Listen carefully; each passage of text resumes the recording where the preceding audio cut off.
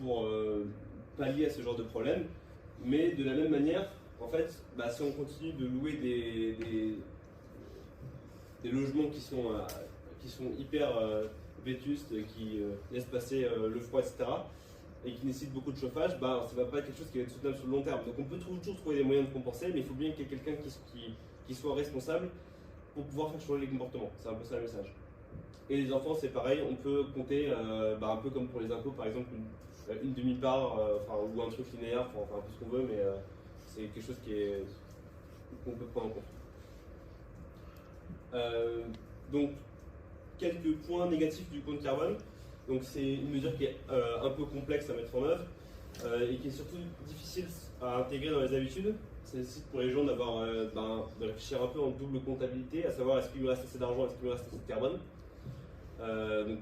Si c'est que pour quelques mesures, ça va, mais si c'est pour tout, c'est effectivement plus compliqué. On va voir un changement des industries, notamment par exemple l'aérien qui sera sans doute amené à baisser, mais pas que, le secteur de l'automobile également, notamment avec les moteurs thermiques. Ça, c'est quelque part, c'est une conséquence, je ne sais pas si on peut dire que c'est une conséquence négative, mais en tout cas, c'est une conséquence qu'il faut anticiper. Il peut y avoir un impact sur le prix des biens et services, notamment des produits bas carbone qui vont devenir du coup hyper concurrentiels et donc potentiellement le prix peut augmenter. Donc ça aussi il faut anticiper.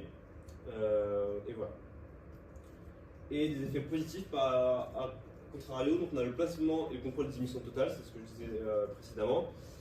On a un gros point positif, c'est la stimulation de l'innovation par le privé et le public. En fait, de manière générale, on utilise la concurrence que les entreprises peuvent se faire pour réaliser la transition. Et que c'est valable pour le privé, mais c'est également valable pour le public. Les gens auront intérêt à voter pour des politiques publiques qui leur permettent de réduire leur empreinte carbone. De la même manière, les gens votent pour des politiques publiques qui vont globalement essayer de ne pas trop leur prendre d'argent. Là, ça va être pareil. Si on voit que le coût des services publics est trop fort en carbone, où on va par exemple chercher à développer les transports en commun, par exemple, ça va être beaucoup plus intéressant pour